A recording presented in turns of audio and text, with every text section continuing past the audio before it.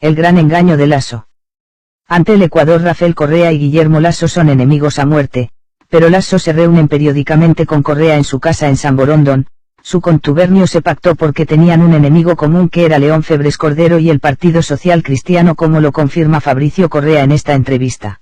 El candidato Lasso le dijo: mira, te voy a apoyar fuertemente porque tenemos un enemigo común que se llama León Febres Cordero.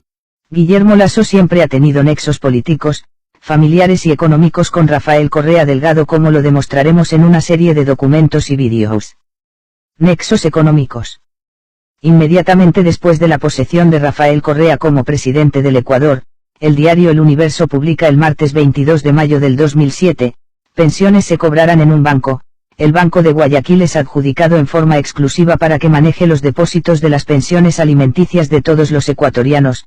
Esta exclusividad con réditos económicos millonarios de parte del Estado ecuatoriano se mantuvo por 8 años de los 10 años del gobierno de Correa. El grupo BG de propiedad de Lasso maneja la fiduciaria BG, la misma que fue adjudicada por el gobierno de Rafael Correa para el manejo de $542 millones del proyecto multipropósito Baba, proyecto construido por la firma brasileña acusada de entregar sobornos en Latinoamérica Odebrecht, dato que se puede verificar en el informe de auditoría financiera a la empresa pública estratégica Corporación Eléctrica del Ecuador CELEC-P número DASE-0000-2015, por los ejercicios económicos 2012. 2013 y 2014. En ese mismo informe se manifiesta que fue adjudicado el 30 de junio del 2010 el fideicomiso mercantil denominado Proyecto Paute Integral, fideicomiso en garantía a favor del Consorcio Internacional Mazar a la compañía administradora de fondos de inversión y fideicomisos BG del Banco de Guayaquil.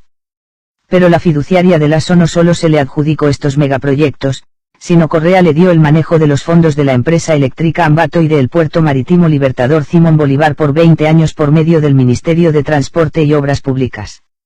Las dádivas de Correa hacia empresas del financista de su campaña Guillermo Lasso fueron constantes en esta década del correato, como la entrega del manejo al Banco de Lasso del Bono de Desarrollo Humano, pagos del SRI, pagos a Comisión de Tránsito del Ecuador, pagos a las empresas eléctricas. Mientras los empresarios y emprendedores ecuatorianos cerraban sus negocios por las cargas tributarias y laborales, también el cooperativismo entró en crisis con el cierre de más de 200 cooperativas de ahorro y crédito. En cambio, a la banca se le autorizaba incrementar sus costos de servicios financieros, mantenían sus altas tasas de interés, perseguían a personas naturales que prestaban a tasas más bajas y abrían negocios con visto bueno del Estado como el Banco del Barrio sin relación de dependencia laboral, no pago de utilidades ni afiliación a la seguridad social. El Banco de Guayaquil recibía ganancias que jamás las obtuvo en ningún otro gobierno, utilidades que superaban los $98 millones por año, como lo confirma el informe de la Superintendencia de Bancos en el año 2012. Con el visto bueno de Correa, Guillermo Lasso Mendoza fue miembro del directorio de la Corporación Andina de Fomento CAF. El Banco Banisi, en un paraíso fiscal Panamá de propiedad de Guillermo Lasso, se basa en depósitos en 60 cuentas de ecuatorianos y maneja los fondos productos de la corrupción correísta, como lo denunció el candidato a la presidencia Balo Bucaram. Aquí hay una denuncia muy grave que hacer. Estas son las transferencias que recibe el señor Rivera a través de sus empresas y con su socio el señor Alvear.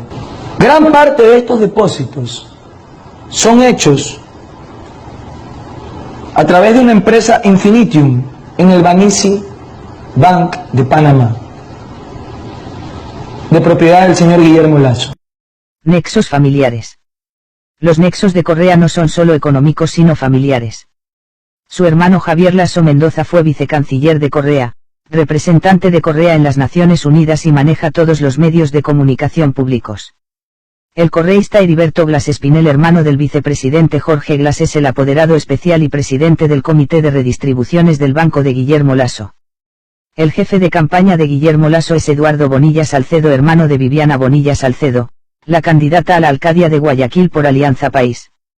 Su presidente ejecutivo del Banco de Guayaquil, Angelo Caputti, es concuñado de Carlos Pareja Yanusel y ministro de Rafael Correa, eje de la corrupción.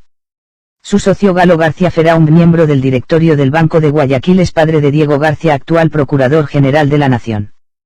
Mario Jaramillo Paredes, miembro del directorio del Banco de Guayaquil, padre de Santiago Jaramillo Malo, que fue intendente Compañías de Correa. Nexos políticos. Esto nos da una comprensión de que, como altos dirigentes correístas están en Creo. Betty Amores, fundadora de Alianza País, asambleísta por AP, socia de Correa en el 2006 y presentó la ley Mordaza y ahora en Creo. Francisco Jiménez, ministro de Obras Públicas, el que contrató los sobreprecios de las carreteras de Correa, gobernador de Alianza País en el Guayas y ahora en las filas de Creo. Fernando Callejas, alcalde de Ambato por Alianza País y ahora asambleísta de Creo. Mónica Chuji, secretaria de la Información Pública, la que perseguía a periodistas opositores, ahora candidata de Creo. En estas elecciones 2017, Lasso vuelve a ser el gran chimbador de la oposición igual que en el 2013, poniendo su candidatura innegociable y rompiendo cualquier posibilidad de unidad de la oposición, a sabiendas que no tiene el respaldo popular. Creo sabía que existía un fraude electoral que empezó con las encuestas que convencían al pueblo que Lenín Moreno estaba primero y Guillermo Lasso segundo para direccionar el voto de la oposición. La mayoría de opositores no veían a Lasso como un buen candidato sino como un candidato mediocre y su apoyo fue para que se destierre el correísmo del Ecuador. Lasso implementó por medio de César Monge un troll center para atacar a candidatos opositores, en especial los del PSC, y a cualquier opositor que no lo apoye. Los opositores que no apoyaban a Lasso eran identificados, difamados y desprestigiados en redes sociales y así producían sismos profundos en la oposición. El fraude jamás iba a ser demostrado por Lasso porque, a pesar que varias instituciones civiles le anticiparon, como las inconsistencias del padrón electoral denunciadas por la Comisión Anticorrupción, Creo nunca realizó un control electoral responsable y técnico para proveer de pruebas de un fraude irrefutable, además de poner como su delegado ante el CNE al artífice de los fraudes electorales Fausto Camacho, el mismo que conjuntamente con el secretario particular de Correa, Omar Simols, fueron los que presentaron el marco legal del Código de la Democracia correísta en diciembre del 2008 y aceptó públicamente que no tenían una sola acta para cumplir con la impugnación que el pueblo exigía. Esta fue la versión del delegado de Creo. El Consejo tiene las actas y es correcto que las tengan. Sin embargo, las organizaciones políticas no siempre las podemos tener. De hecho, no las tenemos. Lasso no perdió, ellos siempre ganan. El único que perdió y está engañado es el pueblo.